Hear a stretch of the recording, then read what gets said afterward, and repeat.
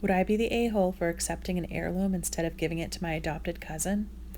My 18-year-old female grandma who passed before I was born had a beautiful jewelry set passed down from the women in her family. In her will, as she had no daughter, she asked her eldest son, my Uncle Jim, 51-year-old male, to take care of the jewelry. I have only seen pictures of the set growing up. Uncle Jim's been married for 8 years to Uncle Bob, 45-year-old male.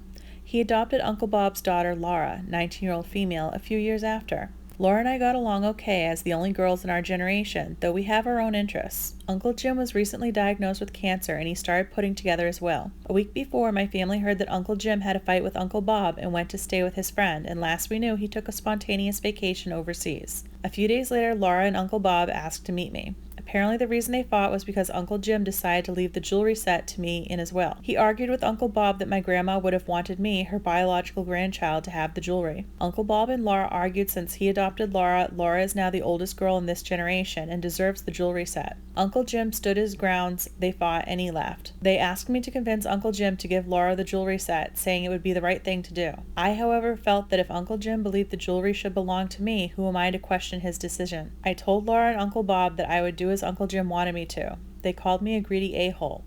Would I be the a-hole for accepting the jewelry set?